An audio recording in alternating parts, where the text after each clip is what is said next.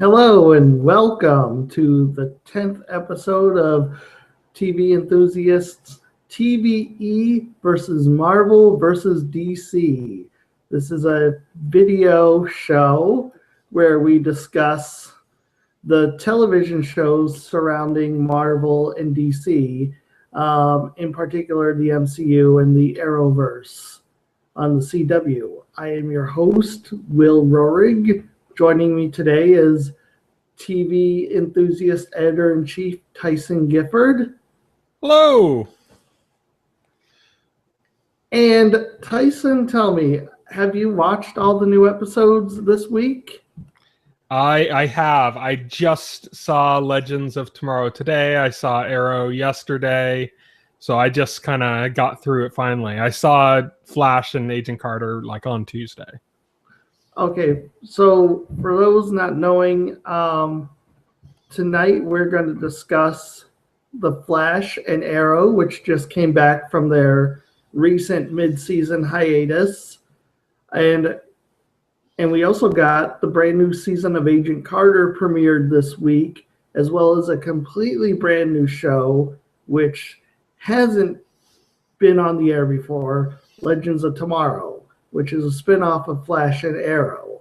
So we're going to be discussing all that. There's a lot of content. It's super exciting stuff. Let's get right into it. Let's start with The Flash. What were your thoughts about The Flash this week? It seems to kind of be doing its kind of regular thing.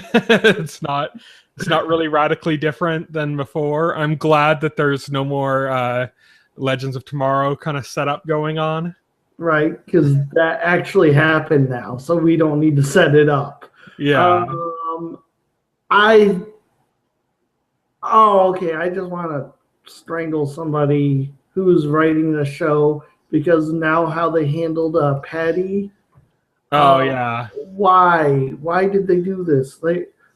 So they had this whole setup with Barry wants, they suggest that Barry finally tell Patty he's the Flash, and I'm like, finally. He's already telling everybody and their cat and dog. Yeah, he's already, everybody else in the show knows. Like, literally, name one character on the show who doesn't know, not named Patty. I can't even, I'm struggling here. Even freaking Zoom knows. So it's it's not Leonard like, Snart knows. Yeah, I'm struggling to come up. So him telling Patty should have been like an obvious like duh thing, you know? Instead, no, they make this whole dramatic thing. They have Harrison Wells come out with this completely nonsensical, idiotic argument where it's like, oh no, that's just going to put her in greater danger. Well, guess what? She gets kidnapped by the villain later in the episode anyway, and she still doesn't know who the Flash freaking is. Her knowing doesn't put her in greater danger. Them knowing puts her in greater danger. And if they know, then her going out with him at all puts her in danger. It's like, and then it becomes this whole thing of, oh, I don't know if I should tell her. And then she ends up leaving at the end of the episode. And it's like so much unnecessary drama over the dumbest plot point because he told his ex-girlfriend she's in like 3 episodes tops. She does not matter. This is the kind of stuff that drove me nuts about Smallville. And now we're getting it in The Flash, you know? We've been getting the little secret play thing a little bit in Arrow as well. But the whole, like, you know, hiding the identity from one person while everybody else knows thing is, like, so Smallville. I was like, I was really hoping the writers wouldn't have been this dumb to do this. I thought when the suggestion to just tell her came up, I thought they were actually doing the smart thing and we're going to have Barry just get out there. But no. Why? Other than that, I thought the villain had a pretty cool ability as far as like interesting abilities that would foil the Flash. I thought that this was pretty up there. Nothing else to talk about. Wally West is a dick. Can we talk about if we talk about that? It's like, oh, if you're such a great detective, how come you didn't know you had a son? He said it like 4 times in the episode. Yeah. I'm just like, well, people don't generally look for things they don't know exist. It's like he said that so many times in one episode that it's now his catchphrase. Yeah, I know. His catchphrase is literally, "If he's such a great detective, how did he not know he had a son?" It just rolls off the tongue like did I do that or Yeah, I do that. Or cut it out. Yeah. Yeah, it's so ridiculous. Yeah. What were your thoughts? Yeah, Wally West is definitely a dick. Annoying. And they made him like a street racer, which of course is like they have to do something to show that he loves speed, you know? Oh, yeah. He loves speed. He's so fast. He's fast and furious. Like the Flash. Get it? Wink, wink, wink, wink. He's going to be the Flash in the future. Wink. Yeah. Subtlety is not the strong suit of the Flash. Nor is science. Nor is science. Science and subtlety, not the show's strong suits. I did like the turtle as a villain. He seemed kind of interesting. He was kind of scary. Like I liked the way he moved slow, even when he was attacking and stuff. Like when he was punching Barry, he was like actually moving pretty slow, but Barry was frozen. So I thought that was kind of cool. We got to see Barry again do something that we'd seen him do before, but not as often, where it looked like he was retreating, but he was just gaining distance for momentum. Which I always like seeing when they make use of momentum in the Flash. I like seeing when he makes use of that move. He doesn't use that move a lot, but normally, but when the situation calls for it, he uses that. So yeah, it's cool to see. It's cool to see. Other than that, nothing really much to talk about this episode. Well, we also got Harrison Wells like taking, Earth 2 Harrison Wells taking Turtle's power, or that seems to be what he was doing. That's like he killed him or something. Yeah, he took his power because I guess he's going to inject it into Zoom or something. Or into Barry, because that's what Zoom wants, or something. I don't know. No, well, no. Zoom actually wants, that's right. Zoom wants Barry to get faster so that he can get more power from him. So that one makes sense to do that. We don't know, but they did it in such this like kind of secretive way. He took the serum out of the turtle in order to inject it into somebody on Arrow to put them into the grave to make it to slow their heartbeat to make Oliver go, I'm going to kill him. Him referring to Harrison Wells. It's a great ingredient for omelets. And Felicity already failed an omelet. That's are we going to talk about Arrow now? So speaking of, yes, I was just going to do the segue that brings us straight into Arrow. Surprise. What were your thoughts on Arrow this week? Felicity Smoke, you are not the you are not the corpse. You are not the corpse. Like this show would have the balls to kill off Felicity. I never believed that. I never believed that for 1 second. I hoped. I didn't believe. I never believed it. No. In this episode, I think one of the things that excited me the most was seeing the kind of the dark side of Damien Dark's family. Yeah. It turns out that his wife isn't like some innocent woman unknowing of what he's doing. She's actually possibly worse than he is. We're just saying a lot because he gets in the car and he's like, oh, I spared them because they saved you, and she's like, who gives a shit if you saved me? You should kill them. it's just like saying if it was up to her, she would just killed him anyway, even right after he saved her. It's like, Yeah. wow. It's like, damn. Well, I see who's really running this operation. Okay, it's not you, Damien. Yeah, it's very similar to there is a character in Mr. Robot, the recent USA series, that is similar to that, like where she's like the kind of the wife of this villain character, and you get to meet her and you start to realize like, oh, she's kind of as bad or worse than the guy, you know. The guy, like yeah. ruthless, you know. And she ended up, for when we did our top picks of 2015, as my favorite for interesting character, because she was so like, there was such a tense scene with her where she was talking to this other guy, and it just was so basic scene, but it was so tense because you're like, oh, she's so ruthless, and just like the way they handled the scene, just like, oh, it looks like there's more going on than we know about. It's like, oh, it was really good. But yeah, so it kind of reminds me a little bit of that, which made me like it. Yeah, I thought that was a nice swerve. I wasn't expecting that coming from Arrow. I was like, okay.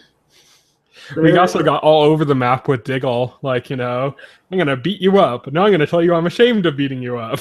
No, now we're going to play cards. Now we're going to, it's like, whatever. Diggle's such a mess of a character right now. It's got like 5 different reactions to everything. It's like worst brother ever, when like he instantly decided that there was no saving him, even though everyone else on his team was like, let's save him. Let's try to save him. And he's like, fuck that. He's like, yeah, he's like, nope. You know, after spending like seasons like all torn up about his death and like trying to avenge his brother's death and everything, he finds out his brother's alive. He's like, let's say nope.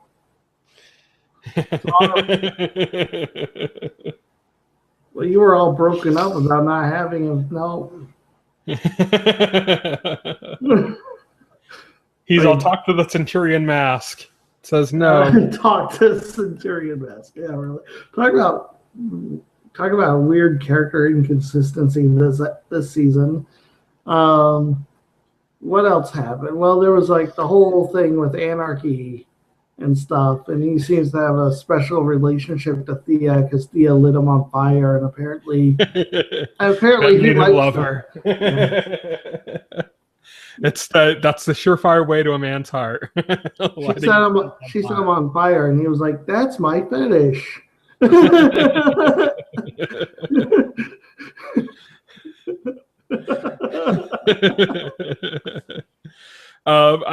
It reminded me because they had the scenes from, you know, like previously on Arrow or whatever scenes, and they had the scene where they were like, what's that symbol? It means anarchy. And it's like, who the fuck doesn't know the anarchy symbol? I know, right? It's like punk rock happened. Everybody knows what anarchy is now. they sell shirts with that symbol at Hot Topic. I mean, what's that symbol? There's a very highly rated biker drama called Sons of Anarchy. You know, it's a very commonly known symbol now. You know, what's that symbol? It reminds me of, there was an episode of Heroes like in the second season that I always cite as like one of the things that made me like facepalm the hardest with that show, and that was when Claire was like at her new high school, and the teacher was talking about like asking a question in the class like, which person said that, you know, talked about survival of the fittest, and everyone was acting like all stupid, like they didn't know or something, and she secretly wrote down Darwin but like didn't show anybody, but one boy noticed and was like, oh, she's smarter than she appears. It's like, who the fuck doesn't know who Darwin is? Next on Arrow, they're going to point to a stop sign and say, what's that symbol? And then they're just going to keep going and get hit by a car and they'll die.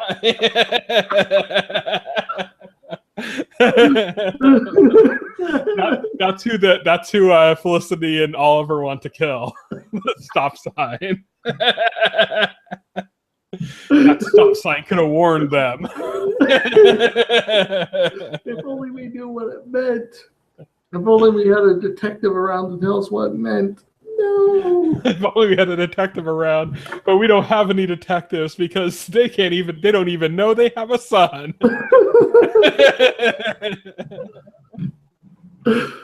Oh my word. I think the stuff with Anarchy and Theo was interesting. Definitely. I like how Anarchy played between the two, like the whole Damien Dark and like Oliver rivalry. I really liked how intense Oliver was this episode. Like he started the episode, I was like, oh shit, season 1 Oliver is back, and it's like, and it really seemed that way.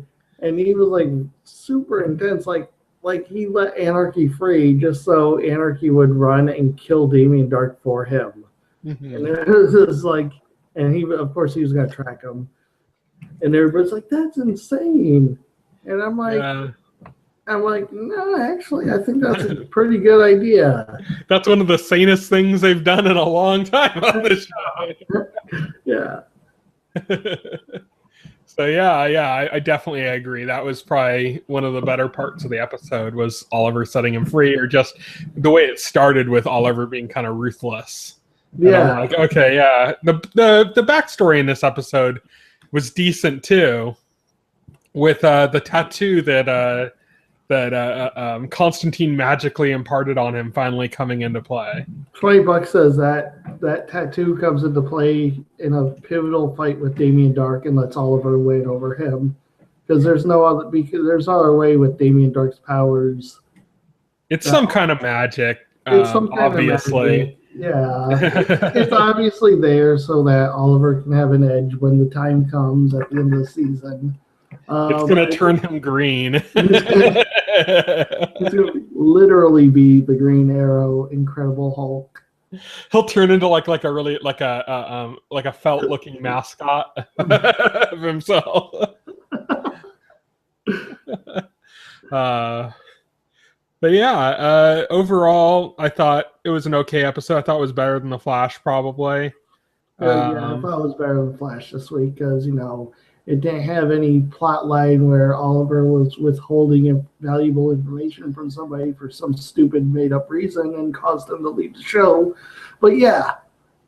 And for the most part, Felicity didn't moralize. There was one part with her, or two parts with her. One where she was in the hospital bed and she was like, you haven't, regressed or whatever to him. And the other time at the end when you find out that she's still alive, where she's telling him that, we have to kill you, or you have to kill him, in this kind of bossy way, Hey, this kind of like, which is that's a little bit of that annoying Felicity, but much less so than we've been getting for the most part. That is a Felicity that I have never seen before in that scene. Okay. Yeah, it's like a dark Felicity. Yeah, Dark Felicity. Yeah. it's not just the Damien Dark Felicity team up. It's or romance. It's actually the state of her mind. Well, I can't wait till we actually get to the 6 months later point. When is 6 months after the first episode aired this season? It said 4 months, didn't it? This time. It said 4 months. Yeah, because we are a couple months removed from the first. episode. Yeah. So 4 months from now. So it's gonna be season 7. It's gonna keep dragging it. No, yeah, it means that the pace has to accelerate because we're about halfway through the season. The season ends in May, right? So yeah, I think this was episode 10 because this is episode 10 of our show, and we started with the first episode. And there's 22 episodes a season, I believe. So we're almost halfway through, but we're only a third of the way through caught up from the point we saw at the beginning of the pilot. But the season ends in May. Yeah, and it has to end after that event won't be the end of the season. It'll be the event that goes before the end of the season. It's like the pre-climax. It's like the setup. Premiere in September, right? September, October, November, December to now, that's 4 months. So we're caught up with the 4 months mark as this episode. January, February is the 6 months mark. So it's an episode in February or March. That's if they're going with real time. It seems to be because, again, this episode said 4 months from now. Yeah. It is literally 4 months since the first episode of the season. That would be 2 months. 6 months. But that means 2 months in story time, right? Because that's it goes from 6 months ago to 4 months ago. That means 2 months have passed, but 4 months have really passed. So it's not real time. It's like it's a little off. But what that means is we're halfway through the episode count, and we're only 1/3 of the way closer to that moment, which means that the whole pacing has to accelerate now. Right. So that'll be good, at least. I mean, faster pacing usually works to a benefit of a show like this. So I don't know. It's been a long time since we've had, season 2 Arrow. And it's almost like I'm starting to forget that Arrow was really good in its time, Yeah. Arrow was like, when I started, it was like a top tier show, and it's not like that anymore. Even though I'm enjoying this season more than last season, it's definitely lost its punch that it had in the first 2 seasons. Yeah, and especially like the second season with Manu Bennett, and that whole arc was so amazing, and then it's not living up as right now.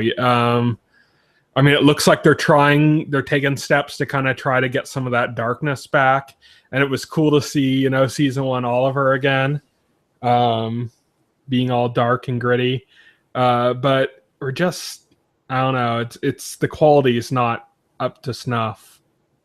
Right. Yeah, I agree. The quality is way not up to snuff.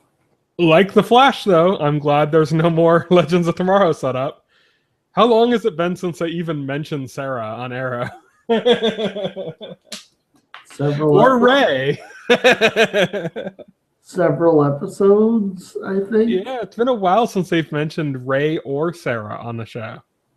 So let's transition that into Legends of Tomorrow now, which we get our full dose of Ray and Sarah, plus some other friends. What was your opinion on the first episode of Legends of Tomorrow? Well, it was the best of the Arrowverse shows for sure. Yes. This week. I don't know if I'd put it above the episodes we got of Agent Carter. But there were some kind of a few cringeworthy moments and stuff going on in the show in general. But I don't know. I think they kind of missed an opportunity on the whole 70s thing. They didn't quite nail that as well as I'd hoped they would have. No, they did. Yeah, they didn't nail it. They didn't really spend much time in the 70s either. Yeah. They could have done a much more fun kind of take on that. The beginning of the show just screamed Doctor Who. They're even called Time Masters or something, which is like Time Lords. They're the Time Masters, yeah. Rory is a Time Master. Yeah. I liked seeing the ruthless part in the future when he kills the kid. Oh my god. Although the choice he gave him was stupid. He's all, your father was foolish, but your mother was brave, but he killed his mother. Which one are you going to be? He says, you take after your mother. You're brave. So he shoots him. Yeah, so wouldn't that make him foolish? So it's kind of like this weird, I don't know, it was weirdly written, that moment, but I like the darkness of it. I like the darkness of it too. But yeah, it's like the one guy, the British guy, played Rory on Doctor Who. Mm-hmm. He's basically the Doctor in this. Yeah.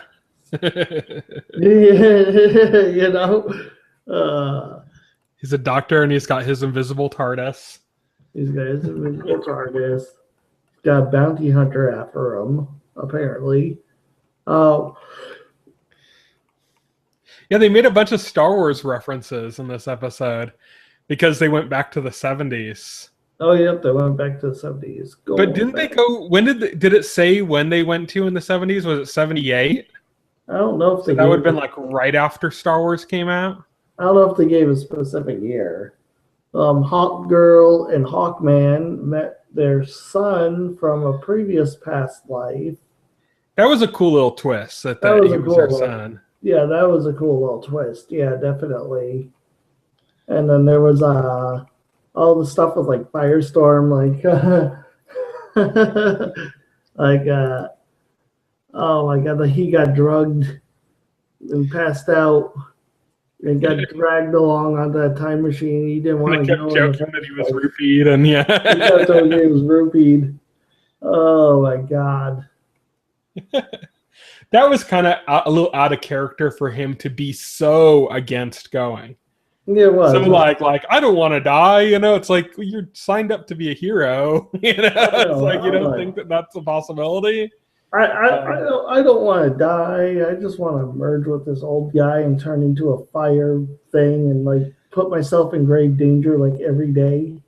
Yeah, I like the way they played that, the little swerve they did that that they weren't really legends. They were like the opposite of legends. Yeah, they were like, completely forgotten to history. Yeah, completely forgotten to history. It's like, oh, okay. Like Ray Palmer literally signs up to this because he was worried that he wouldn't matter. And like, so here he is telling this guy that, oh yeah, he will matter if he does this. And so he jumps on that. And he was right, because he was like, oh, the world thought I was dead and nobody gave a shit. And I'm like, yep, pretty much. I mean, I was watching the episodes of Arrow and it didn't seem like anybody was too bent out of shape over it. Even Felicity, who dated you, did not seem to be bothered much. Nope, not at all. So I'm like, you got that right. And so he was upset about that, and so he signs onto this. Then it's like, oh well, you actually don't end up mattering. That's gotta be like a kick in the balls to the Atom, because that's like his specific like worry, his specific reason for joining this. More than anybody else there, that had to have stung him the most. But it's like Captain Cold and Heatwave are there under a pretense that they could pull off Mona Lisa from Da Vinci, right? They could pull off these epic heists, and they're thinking that's too easy of a fix for them. Yeah. I think it would have been more interesting if they found a way to make it more personal to them. Yeah, to make it more like something they have to do that like appeals to them selfishly, but like in a way that like matters versus just saving the world or something. Appeals to them in a way like I'm trying to remember like when you see a villain in a show or something and they're like, for an example would be like Crowley in Supernatural. And he's like, helping when he first started helping them to take out Satan or something. It's like, well, why are you helping us? He's like, well, because I actually like the world. I may do fucked up things in it, but I'm not going to be able to do anything in it if it's just all destroyed. How boring would that be, So for his own selfish reasons, he was helping them, because it was the right thing to do for him to be able to continue to enjoy himself. And I think they could have done something like that for Heatwave and Cold. But instead they just made it like, we're going to steal stuff, which they're probably never going to do. Yeah, right. Exactly. I mean, yeah, I thought that was kind of lame. Like their motivation was like, because they literally can't think of anything else for a reason why they'd be there. Yeah. And it's like, Hawk Girl and Hawkman have a pretty obvious reason. Vandal Savage, which is they're directly tied to. Hawkman continues to be a wet noodle on screen. Yeah, I know, right? Hawk Girl doesn't want to go because she doesn't want to deal with Vandal Savage and all that. And Hawkman's like, well, he's just going to find us and kill us anyway. You might as well just confront him head on. And she's like, no, I don't think so. She's like playing the like bad characterization game, like the other side of a Firestorm. Yeah, like the other side of Firestorm, yeah. So yeah, you know what kind of one thing that kind of bugs me about this show's setup in general is that it could have been so much more interesting. Like, why did he grab everybody from the same time period? Wouldn't it have been really interesting if he went and grabbed some like Silver Age characters and stuff? It would have been like if he went back to like if he grabbed Sandman and then maybe went to like the Old West and he grabbed Jonah Hex. Jonah Hex is supposed to be in this show. That's what I heard. Yeah, I heard they're doing an episode with Jonah Hex, so he is definitely going to be in the show. But wouldn't it be better if he was a regular? Yeah, definitely. That would have been so much cooler. Yeah. If he just had this, it would have been like Bill and Ted's Excellent Adventures. Like that ragtag group. You had like Billy the Kid and Socrates. Yeah, Billy the Kid. That would have been so cool to just have, and then you'd have like all these people out of time, and you'd be able to do all those kind of fun, like out of time things, like they always do with Captain America, and that would have been so different cool. characters, and like, and it would have been so fun. But by making it limited, and you know why they did it, it's because they're tying in with these characters they already have, and of course, right? Yeah, these are established characters aside from Hawk Girl and Hawkman, which they had to sloppily, in my opinion, introduce into the latest seasons of The Flash. Outside of them two, and outside of obviously, the Time Master himself. These are all established characters from the two different shows, and so, but we'll see. Supposedly, this is going to be more of an anthology style series where it's going to have a rotating cast every season. So that's good. I'm hoping for that. I'm hopeful that I was just going to say that we didn't get them for the start characters, but maybe we'll get some kind of characters that'll pop in throughout the course of the show. There's a lot of people saying they want Constantine for season 2. Oh, it would be cool just to have Constantine in anything. It would be, yeah. It would be so super cool just to have them in anything. Plus, then you'd have 2 British guys, Yeah, plus, exactly, right? They could play off of each other's Britishness. So I would be down for Constantine to pop in. I think it would be cool if like they lost Hot Girl and Hot Guy. The only thing that bothers me is I know that if they're probably going to do something like that, like have them get killed, and then they'll just grab like another iteration of them, which is kind of like, like that part's annoying. But I want them to go away, and then they could replace them with maybe some characters that are a little bit more out of time. That would be kind of cool. Yeah, it'd be just cool if they brought in like I said, just a bunch of like Silver Age characters, and there's characters with these mythos that go back. What if they grab like a character from Wonder Woman? I mean, obviously they can't use Wonder Woman, but what if they grab like one of the extraneous characters from Wonder Woman that goes back to her background in like Greek mythology and stuff? Right. Grab somebody from that era, and then you grab somebody from like, you pull in Jonah Hex or something like that. It would be so much more interesting. That's like the one thing that like I look at the show and it's the one thing that's kind of disappointing, I hope Captain Cold and Heatwave stay on because they're funny, and they just need to give them more to do rather than literally benching them in the first episode. Right. Oh my God. Although the interactions with Sarah were cool. I like Snart and Sarah are a fun combination. They were fun, especially like in the bar. Sarah was like really fun in that scene where she was like just like kind of like taunting the guys or something, and like and then when she flips and those bar idiots like realize that they really can't take her on. And then Captain Gold and Heatwave get in on it, and it's like that was a fun scene. I really like Yeah. it's super cheesy, but like that's where Heatwave like goes like I love the 70s. Yeah. It's like I love it, but it's like super cheesy. But then again, I love like Captain Cold and Heatwave in this just because they're like so cheesy. They But need a Heatwave to use that line again, but like in the 1870s. yeah, I love But the just like- 1870s.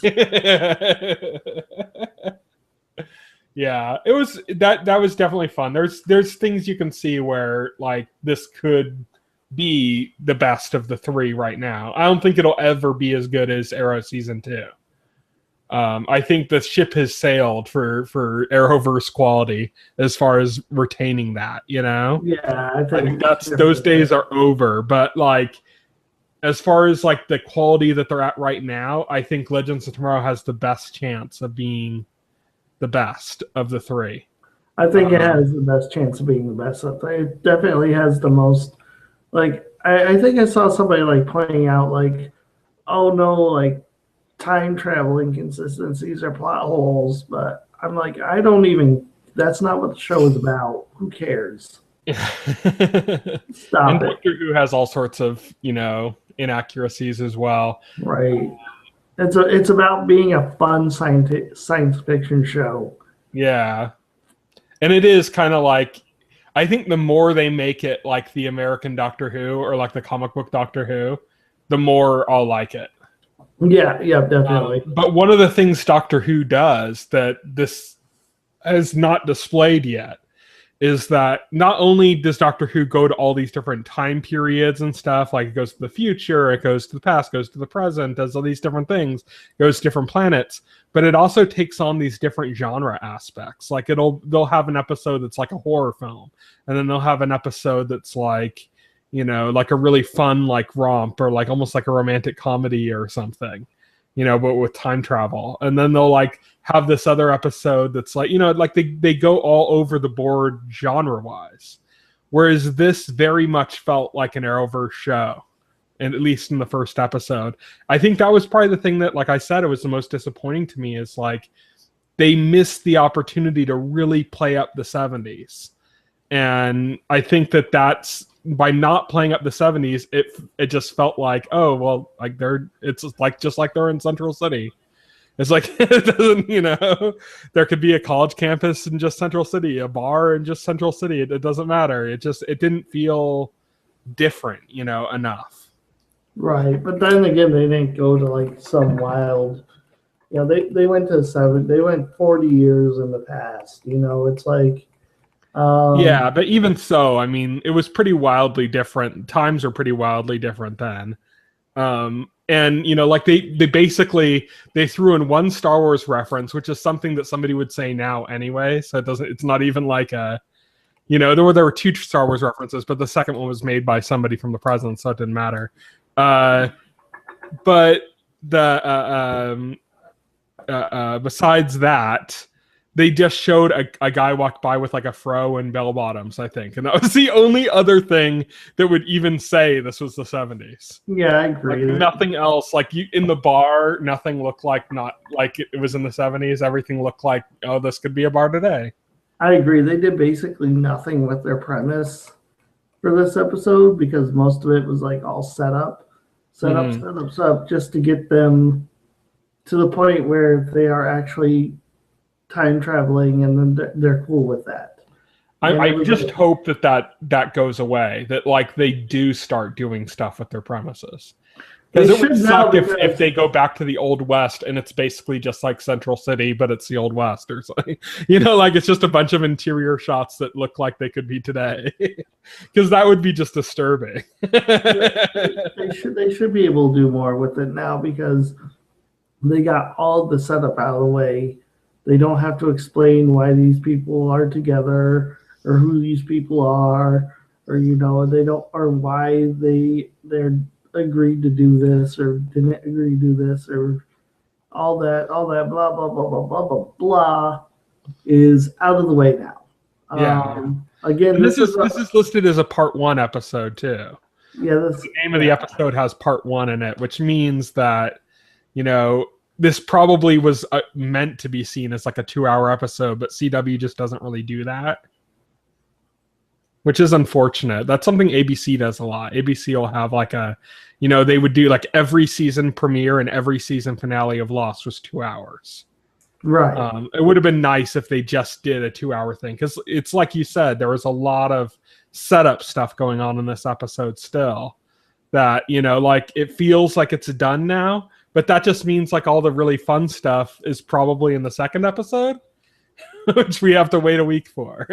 Yeah, it's annoying, but hopefully now that this show can run on all cylinders.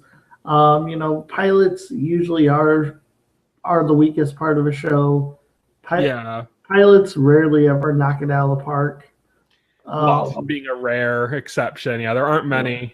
There aren't very many, so you got to kind of give it a pass for that, to be like, well, this is a pilot, and they had like a whole bunch of exposition that they needed to get out of the way. And hopefully now with it out of the way, they can really dig in deep and take full advantage of the show's premise, because this is you can do anything you want with this. Mm-hmm. It's set up really so that you literally do whatever. Yeah, it's like Doctor Who. You can go anywhere. So there is no excuse for this not to be a blast. Zero excuses. Yeah, if they fuck this up, it's really saying something. Yeah, exactly. But how long until a character keeps a secret? I got a secret.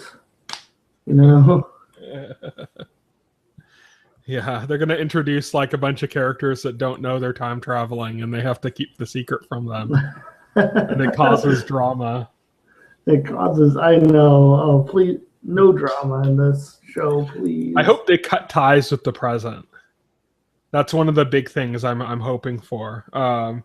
Like, I hope they don't do it like, oh, now we're back in the present doing stuff, and then occasionally we'll travel in time or something. I hope they just cut ties with the present. Yeah, I hope they. And they're just on a continuing journey through time, and they're not like, it's like very few, if any, stops in the present. Right. Yeah, I hope so too. That'd be cool. So that's Legends of Tomorrow. Let's discuss a couple of news bits related to this. Recently, Jessica Jones has been confirmed to get a second season now. So congrats to Jessica Jones. It was a good show. I think it definitely deserves. I wonder what they're going to do with the second season, though, because the first was so personal. Yeah, it's weird. I don't know much about the character. Like I don't know if I seriously don't know what they're gonna do. I mean, they did set up for it with Nuke and stuff, I hope second season is about Nuke. That guy was awful. It's just it's not gonna. Yeah, it can't be as interesting as Kilgrave. No, because Kilgrave was tied to her throughout her past. Yes. It's tied to her origin story, which this show picked up after. And what I'm worried about is it's going to enter the same problem that like Veronica Mars had and Dexter had, in which the first season is so deeply personal, and that makes it really hard to make a compelling second season, Yeah, definitely. Especially if it's going to be about Nuke. Then I'm just going to peace out right there. I think Nuke's definitely going to end up playing a part. I hope he's not completely central to it. I hope there's more to give, like a more personal story for Jessica again, because that's what worked on the show. So yeah, that's what worked with the show, definitely. Other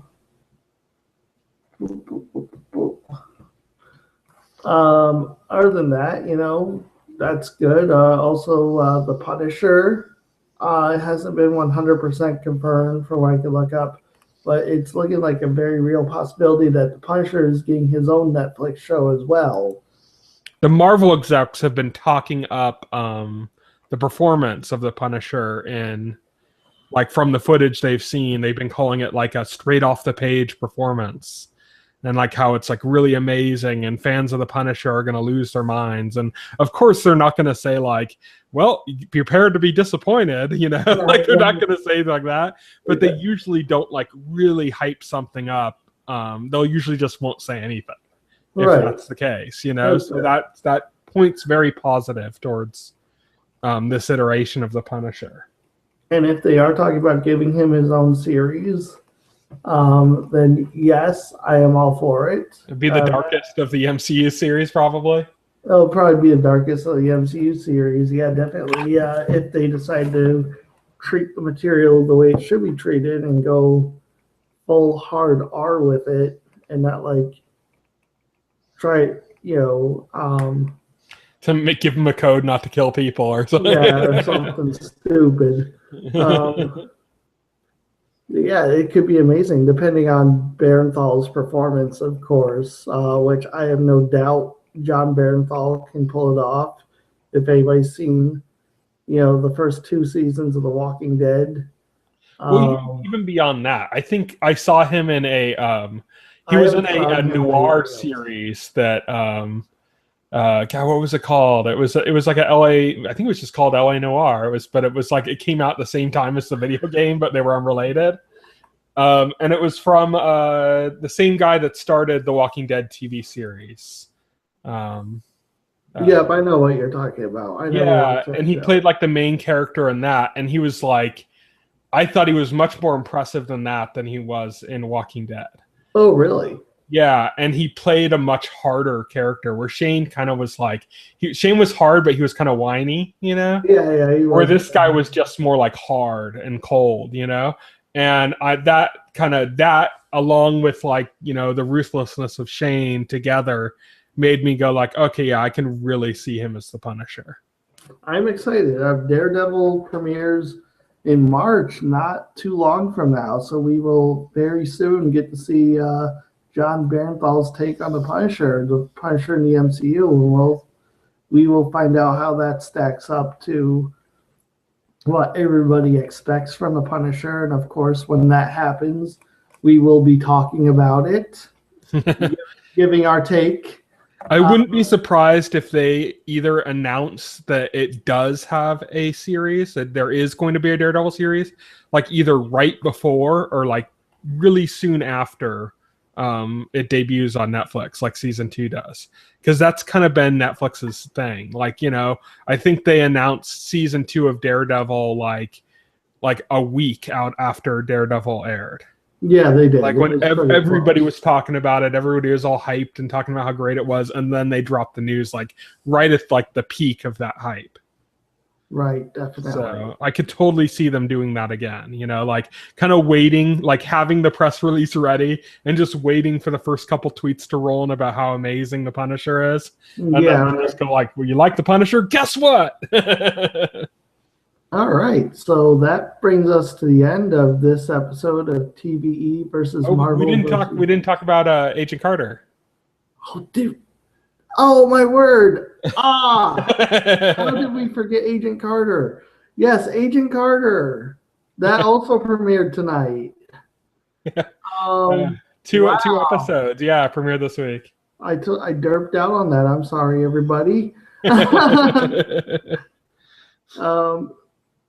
Yeah, so Agent Carter came back for its second season this week, which finds her in Hollywood on a Hollywood, California, where she is on a brand new case.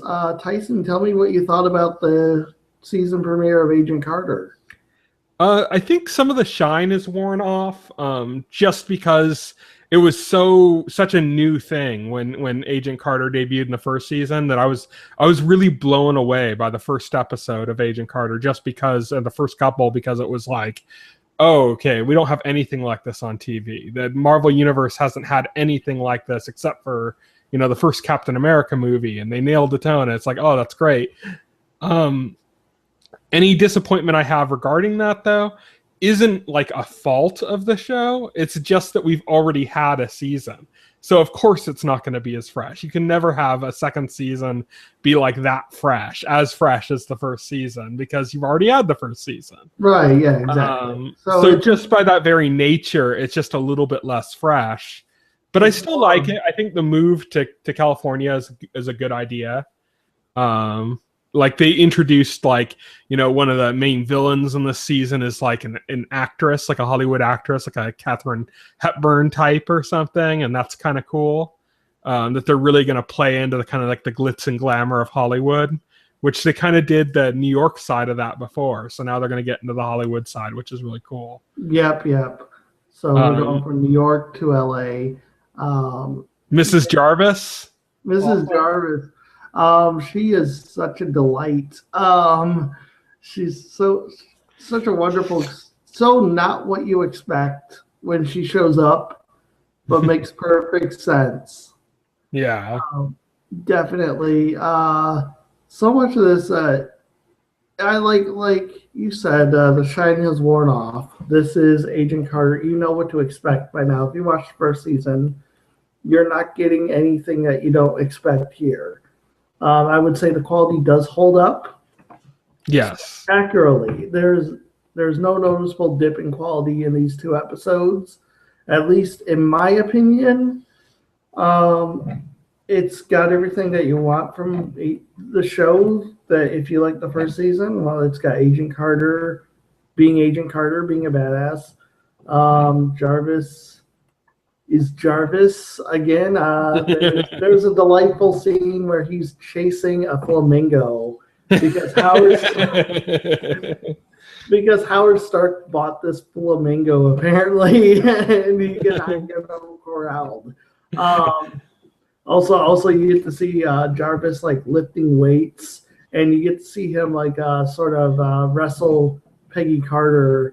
He's talking about his Queen style boxing with like the like come on, kind of stance. It's really funny. He's got that stance. It's really funny. And it's also got an interesting mystery in front of it, where it starts off with a frozen woman in a lake, and then you get into this plot about this company, this iodine systems company, and they have something called zero matter, which was apparently created during atomic testing by accident.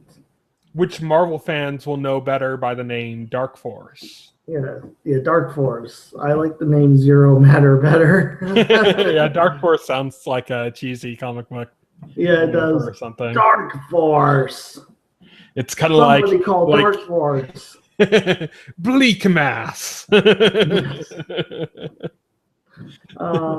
Matter is a much better name. But we got this plot. This company apparently has this zero matter, and they're trying to cover it up. And the death at the beginning is related to that. Won't go too much into the plot. Just say it's very similar to the plot from the last season, but it's very entertaining and it's interesting, and the action runs along at a pretty decent clip.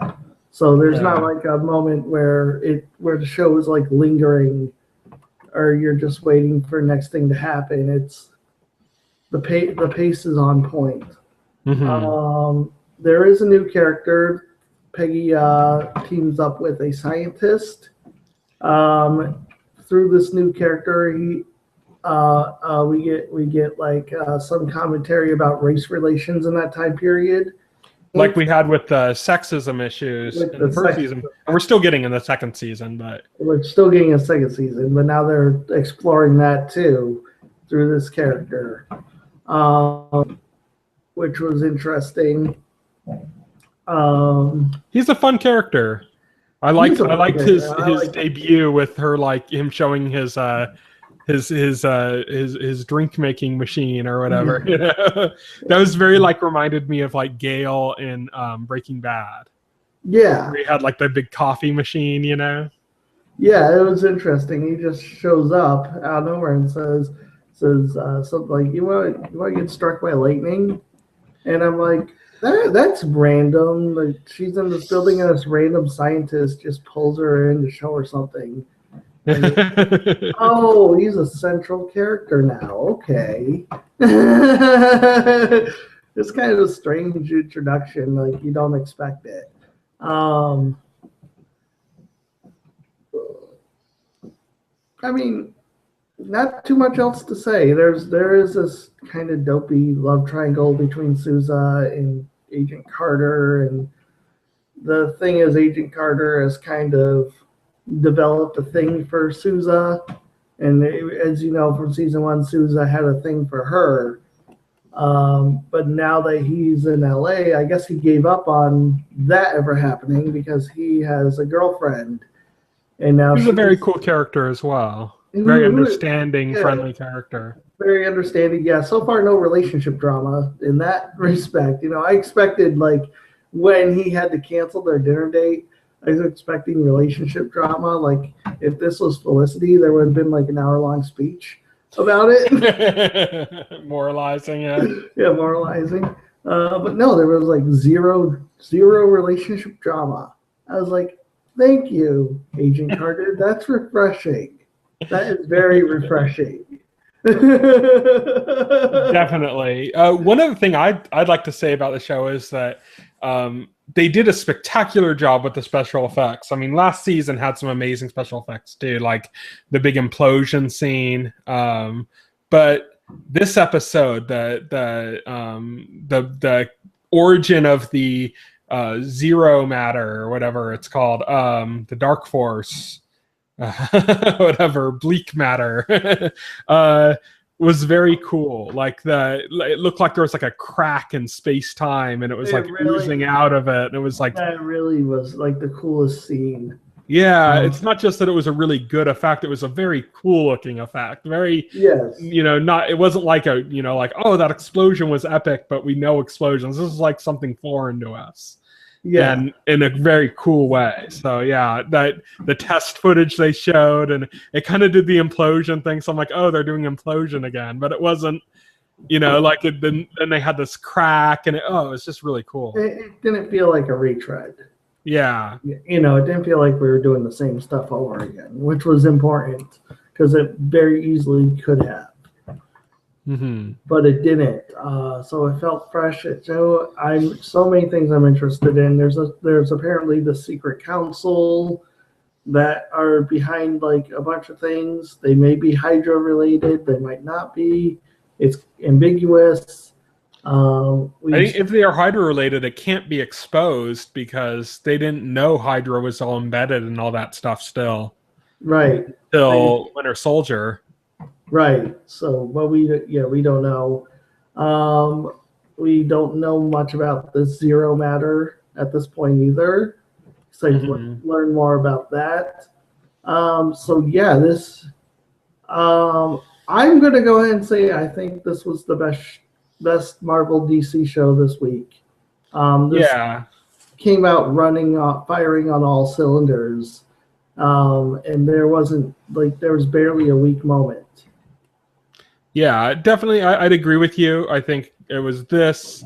Then it was basically the reverse order of what the shows that we talked about. The direction which we started on the worst and went to the best. We gradually went from the worst to the best.